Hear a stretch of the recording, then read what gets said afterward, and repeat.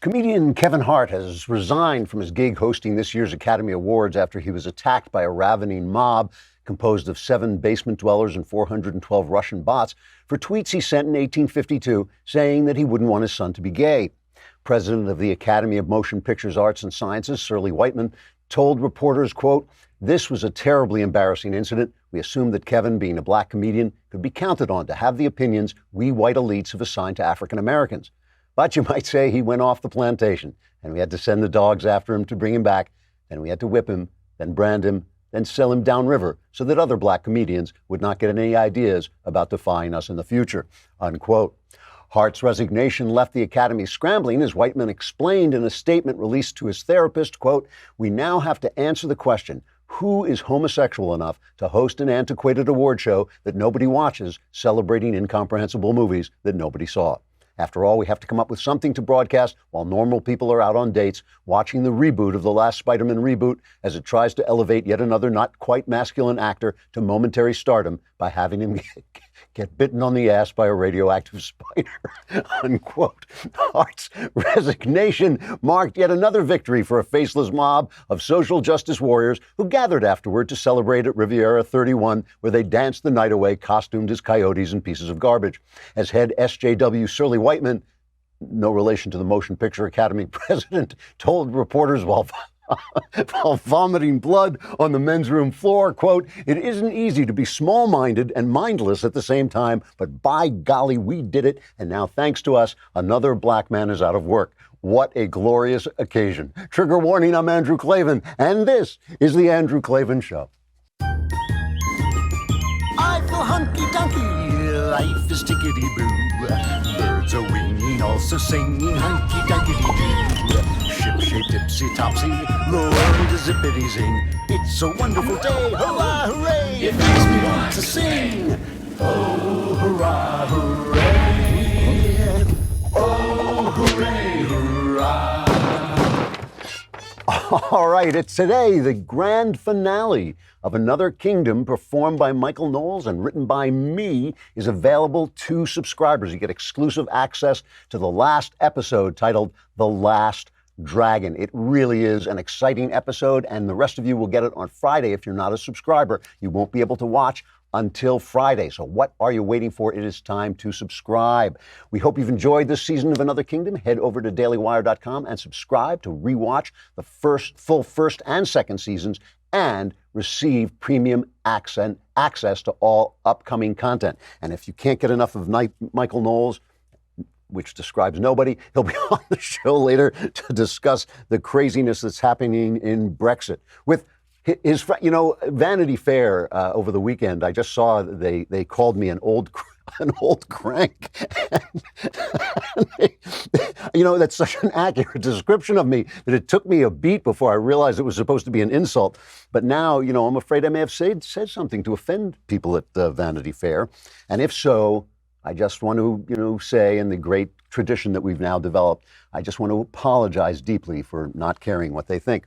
All right, now the holiday season is coming, and that means you're going to be in debt. Hooray, you're going to be in debt, and Lightstream can help you, because if you're just using your credit cards and those credit card bills come back and you don't pay them, you are going to see some interest rates that will make you go white. But you can get a credit card consolidation loan with rates as low as 6.14% APR with autopay. That's much lower than the national average credit card interest rate of, get this, over 19% APR. You can get a loan from $5,000 to $100,000, and you can even get your money as soon as the day you apply. This holiday season, save even more with an additional interest rate discount. The only way to get this discount is to go to lightstream.com/Andrew. That is lightstream.com/Andrew. Tell him an old crank sent you. Sorry. Subject to credit approval. Rates include 0.50% autopay discount. Terms and conditions apply, and offers are subject to change without notice. Visit lightstream.com/Andrew for more information. I should actually thank the people at Vanity Fair for giving me a laugh. All right. Baby, it's swampy outside. Boy, all weekend long, the swamp has been overreacting. You know, in Empire of Lies, a novel I wrote, one of the characters, Empire of Lies is about how political correctness, it's a thriller about political correctness that makes a oncoming terrorist attack virtually invisible by forcing people not to talk about the things that contribute to terrorist attacks, like in this case, Islamism. And at one point, the hero goes to a university where he's finding out all the things that people can't say. And somebody says this, I'm quoting myself here, which I don't like to do, but it's worth it. He says, these powerful people believe things like one culture is as good as another, or there's no such thing as good and evil, and therefore if America is at odds or at war with somebody, it must be America's fault. He says you only have to think about those statements for 2 minutes to see that they can't possibly be true, but these people think they should be true, and they think they'll seem to be true if no one is allowed to say that they're not true. So they attack anyone who says that they're not true. They call him names, racist, sexist, phobic, offensive, whatever. They demand apologies from him. They make his life a misery, so no one wants to speak up. And the hero says, so it's like the emperor's new clothes. And the guy says, right, except instead of clothes, it's the emperor's lies. And in an empire of lies, only a crazy man would speak the truth. And what he goes on to say is, when they destroy you, they don't destroy you for speaking the truth, they destroy you for being crazy, because you have to be a different kind of person, an offbeat, eccentric, or even wild kind of person to speak the truth when you know it's going to cost you your job. And when you're listening to me, my wife scolds me about this. My wife actually says to me, you don't care enough about what people say about you. You don't care enough about your status and your reputation. She's right. I don't. I'm here doing something else. I'm writing and talking as honestly as I know how. It gives me great joy to do it. I've already lost all the Hollywood jobs, and I've gotten the reviews where they call me names. I've got all that stuff. It doesn't mean a thing to me because I love what I'm doing and it matters to me, and I think it's what God wants me to do. But that's not the usual thing. People can be got. They want what they want. They want the lovely things that they've built. Kevin Hart is a guy who grew up without a dad. His dad was a cocaine addict. He went to prison. His mom, raised him. He is the guy that we want Americans to be. He's the guy who overcame, the difficulties of his youth, and he became a big success. He is the all-American guy, right? This is the kind of person we think like, yeah, this is what we love about America, that he can do it. When he got his job hosting the Oscars, he said, this is my dream job. This is what he worked. He's a kid, he's growing up, he's thinking about being an entertainer. This is a big deal. It is a big deal to him. He wants it.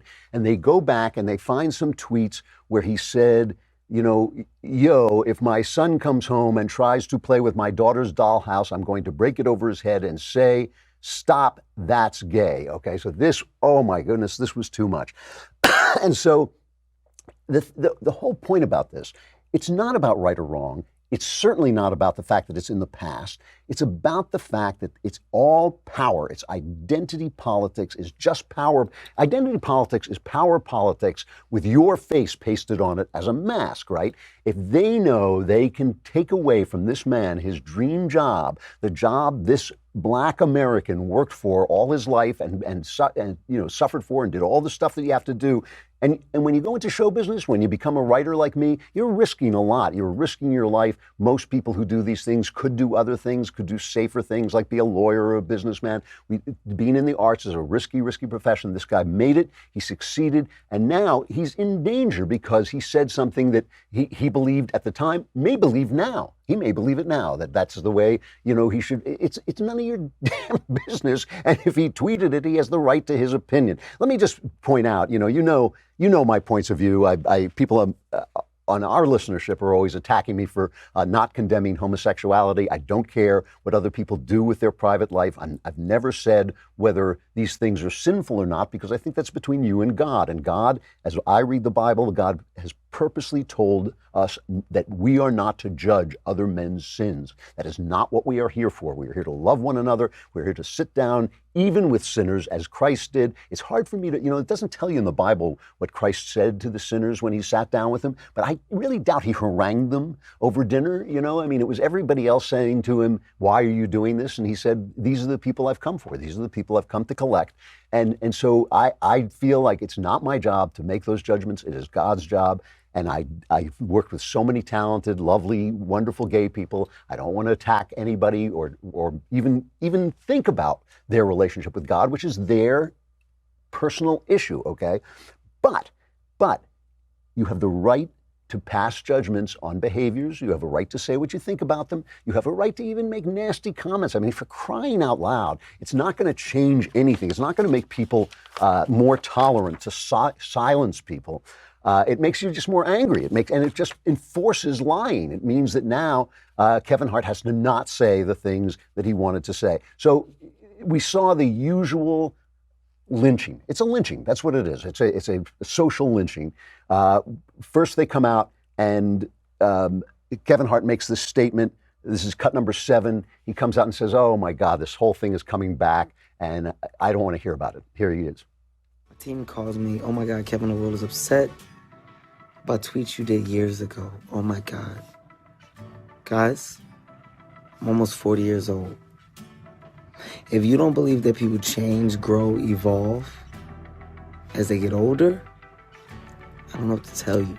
So that's the first thing that everybody says, oh, it was in the past. And this is, I mean, they've actually gotten into trouble with this. The Heisman Trophy winner, this lovely guy from Oklahoma U, Kyler Murray's the quarterback there. He won the Heisman Trophy, gave this beautiful speech thanking God, thanking his coaches, thanking his parents. Obviously a humble guy who's worked so hard for this. USA Today goes out and finds a tweet from when he was 15 years old in which he used the word queer. He calls somebody, you know, like that's never, no 15-year-old has ever done this before. But of course, and people jump down their throats, as they should, because he said it when he was 15. I don't care if he said it today. You know, the guy has a right. Part of what defines you is what you don't like. Part of what defines you are the things that you disapprove of. You're perfectly allowed, you should be perfectly allowed, without risking your career, to have an opinion. It is not like attacking somebody's race, which is the way they're born. It's part of the image of God that they are made in. You know, it's not like that. When you attack people's behaviors, when you attack their philosophies, when you criticize them, even when you make jokes about them, you're perfectly within the rights of human interaction. Let us pause here for just a moment and talk about man crates, which I love. They make such great Christmas presents. I know that when, you know, if you're a lady and you go to your boyfriend and you say, "What do you want for Christmas?" I know what he says. He says, I don't know, you know, because guys never know what they want until they see it. You know, they have no idea. But with man crates, the crate itself is a gift. It comes in this wooden crate. You got to pry it open with a crowbar. So, you know, that's what guys like. Guys would like to be prying open wooden crates with crowbars on Christmas Eve while they get splinters and nails all over the thing and their girlfriends disapprove. That's what we're here for. We're here to make a mess. That is why we're here. And I just love them. I got one for whiskey appreciation that I still use the beautiful glasses they send. I got one for grilling, which I force my friend Owen Brennan, because he's a better griller than I am. I force him to come over and use that one. But it is really good gifts. And listeners to this show can buy one gift and you'll get the second gift for 25% off when you go to mancrates.com/Klavan. This offer is only for the holidays. Buy one gift and get the second 25% off at mancrates.com/Klavan. That's mancrates.com/Klavan. And you have to be a real man to know how to spell Klavan. It's Klavan. No E's. It's not easy, believe me. So that's the first statement that Kevin Hart makes, just saying, "Oh, this is terrible." Then he says, "I'm not going to apologize." Here's the second one. So I just got a call from the Academy, and that call basically said, "Kevin, apologize for your tweets of old, or we're going to have to move on and find another host." Talking about the tweets from 2009, 2010. I chose to pass. I passed on the apology. The reason why I passed is because I've addressed this several times. This is not the first time this has come up. I've addressed it. I've spoken on it. I've said where the rights and wrongs were. I've said who I am now versus who I was then. I've done it. I'm not going to continue to go back and tap into the days of old when I moved on and I'm in a completely different space in my life. The same energy that went into finding those old tweets could be the same energy put into finding the response to the questions that have been asked years after years after years. We feed in the internet trolls and we reward them. I'm not going to do it, man. I'm going to be me. I'm going to stand my ground. Regardless, Academy, I'm thankful and appreciative of the opportunity. If it goes away, no harm, no foul. So you just know that the next thing, what the next thing is going to be, because again, this is the guy's dream job. He worked his way to get it. So finally, he steps down. He says, I've made the choice to step down from hosting this year's Oscars, and he apologized. I sincerely apologize to the LGBTQ community for my insensitive words from my past. I'm sorry that I hurt people. I'm evolving, and I want to continue to do so. I think we all wish at this point that just one of these guys would just say, you know what, screw you. Screw you. These are my opinions. I have opinions. Sometimes they're not politically correct. This is me. He wants his career. He worked hard to get it. He came up from a hard place.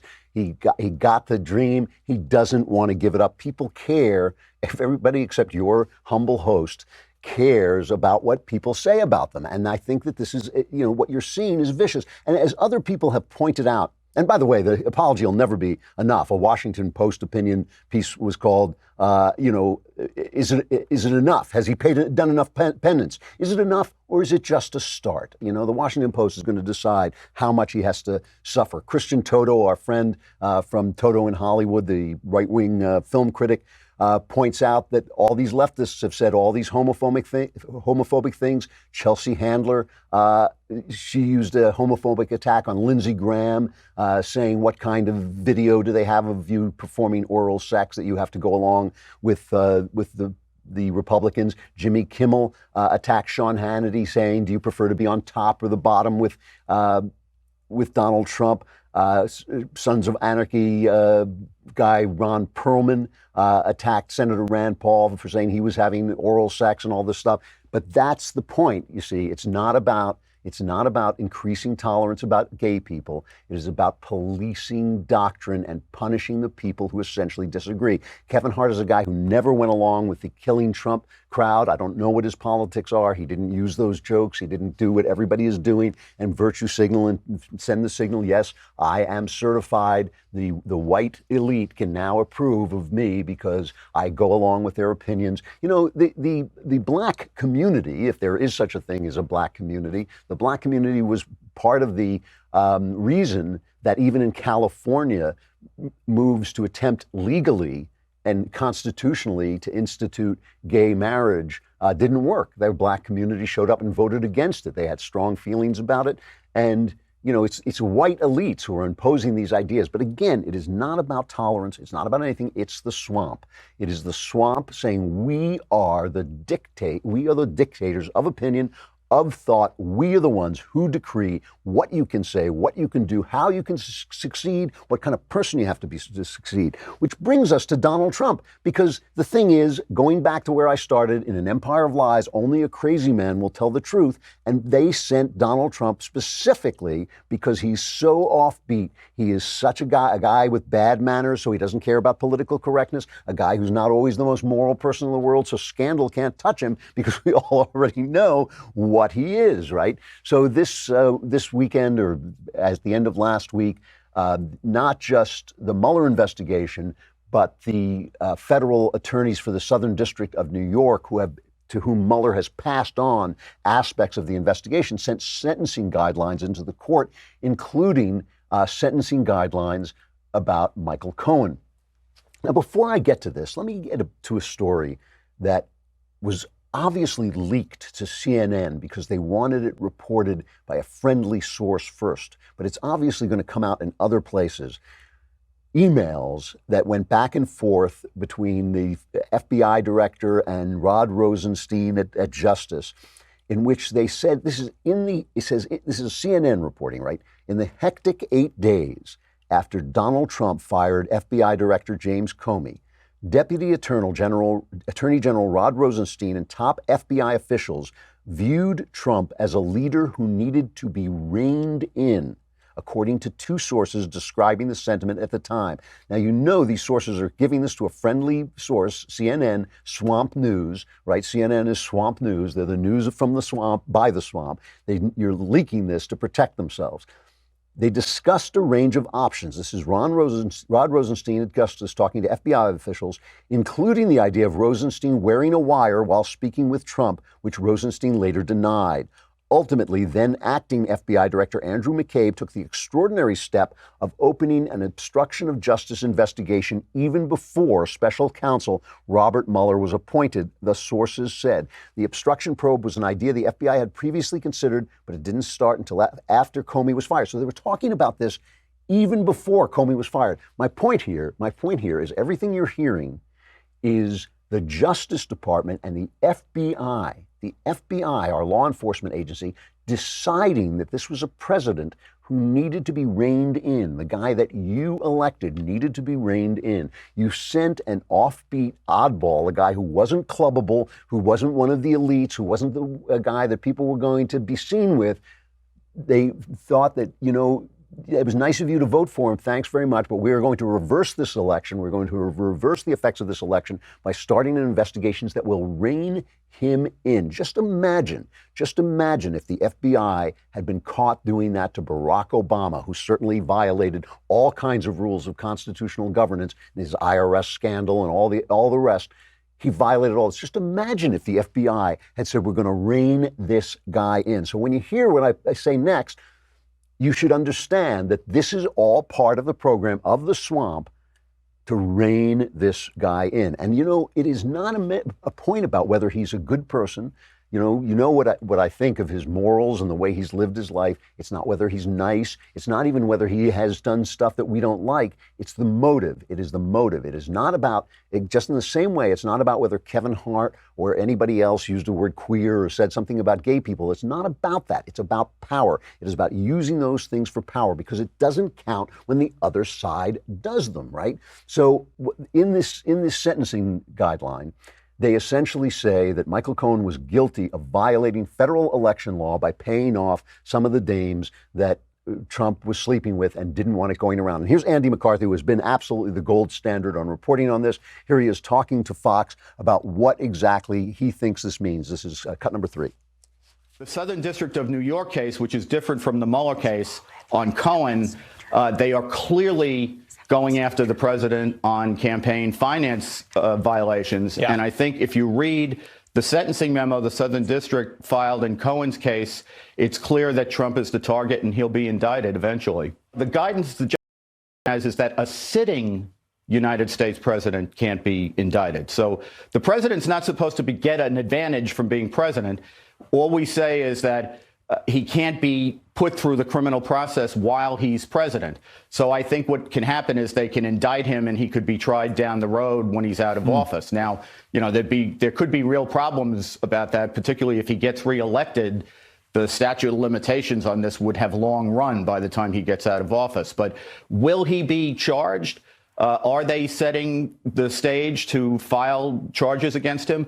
If you read that sentencing memo, I can't come to any other conclusion. See, because in an empire of lies, only the crazy man will speak the truth. Because they come after you for your crazy, not for your truth, there's always a legitimacy to it. And I'll talk about that in just a minute. But first, let me talk about calming comfort weighted blankets. I told you we have one of these at home. I have to admit, it actually does help you sleep. It is a weighted blanket, so it feels like being hugged. You put it on top of yourself, and you feel like Linus with his security blanket. It just is a warm, lovely feeling. At Thanksgiving, everybody was passing around, trying it out, and you just heard them going like, ah, ooh, ee, I love this. The luxurious weighted blanket helps you relax so you can fall asleep and stay asleep naturally. It mimics the soothing feeling of being hugged for less stress, a restful night's sleep, and you experience that great feeling of being cuddled. And I'm a cuddly guy. Hey, I'm a cuddly guy, and I want to be cuddled, and this gives you that feeling. The Common Comfort weighted blanket comes with a 90-day,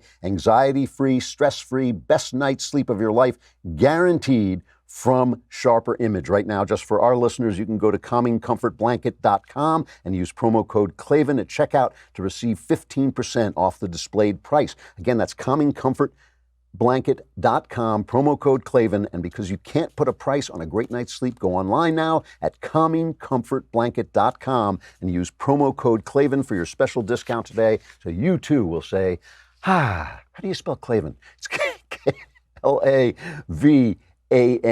So again, Trump sent out a tweet when all this stuff came out, totally clears the president, thank you. That's not the point. And the point is also, some people on the right were saying, how can you call this a federal campaign violation if Trump has been paying off women all along. He has, and he has been. That's probably true, but we should also think about the fact that that's our president, right? That's the kind of president we had to elect to fight with the swamp, because in an empire of lies, only a crazy man will tell the truth, only a guy like Trump. And so now they're going after him for his crazy, and we have to make sure not to get on the crazy train with him, but to defend him from what is essentially a power grab. Now, of course, the media reacted with their usual restraint. Let's listen to them. This is cut 4. If precedent means anything in the Trump era, Donald Trump must be impeached because of the crimes prosecutors say he committed in the Michael Cohen case. What does it take to get an impeachment hearing against this president? He's accused of federal crimes by federal prosecutors in New York City. The House is going to have little choice the way this is going other than to start impeachment proceedings. Democracy is at stake. And it seems to me if Democrats don't take their responsibility seriously, they will be held responsible for what's happening. It certainly looks like they are the kind of offenses that would call for impeachment hearings into the conduct of the President of the United States. Stop the hammering! The hammering will never stop. They will never stop. Now, here's the thing, I'm not condoning paying off your cheap women that you cheated on your wife with, to keep them silent. And the idea that we as right-wingers should suddenly sit around and say, like, yeah, cool. No, that's not the point. The point is that only a guy, they are so powerful, they are so willing to destroy you. As we saw with Kevin Hart, they're so willing to take him in. Does it matter that he's a black man who worked his way up to get there? No, it does not. Does it matter that the kid who won the Heisman Trophy, same thing? Nope, absolutely not. It is what you are allowed to say. It is making sure that you all tote the line, that we're all living on their plantation. That's the whole point. And if you don't think so, just think back to the fact that the Obama campaign underreported like $2 million in campaign contributions, and there were campaign contributions that were above the limit, and the Justice Department fined them. They gave them a fine, $375,000, which was nothing compared to the fact that it was $1 billion operation.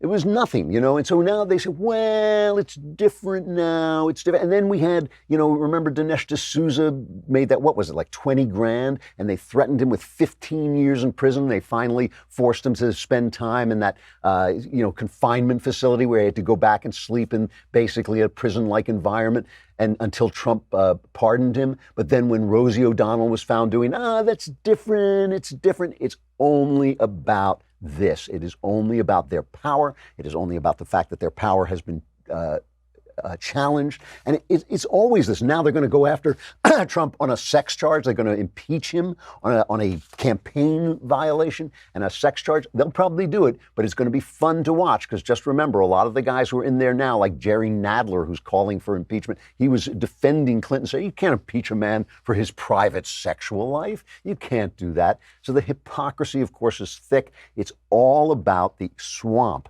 defending itself. It is all about the empire of lies. They know that the kind of person who will attack the empire of lies are people like me, who are just not quite like other people. And sometimes the people like me are okay. I'm not a Trump. I'm not a guy who's sleeping around and paying people off. That's not my gig. But I am not paying attention. I am clearly not paying attention to what people are saying about me. And I haven't been all these years. So I'm a little different than everybody else. But if you're different, it's pretty clear you're going to be eccentric. It's pretty clear you're going to say things that aren't in keeping with the standards, and they're going to be able to get you. You're going to be vulnerable, and Trump is vulnerable, and the swamp is coming after him to get him. And the outcome is in doubt. We don't know what's going to happen or how much, but the point is, my only point is, it's not about the law. It's not about protecting gay people. It is just about preserving their power. And we're going to talk to Michael Knowles about how they're trying to preserve their power in England by stopping Brexit. That's coming up. First, I got to say goodbye to Facebook and YouTube. And if you're not subscribing, come to dailywire.com and subscribe. You'll get Another Kingdom, which is coming to its shattering conclusion even as we speak. And you'll get Knowles' show and Shapiro's show, and you'll get to be in the mailbag. I'll answer all your questions, solve all your problems. It's just a lousy $10 a month or $100 for the year. And for the year, you get the Leftist Tears tumbler. But the most important thing is you have that money, and we want it. So send it to us now.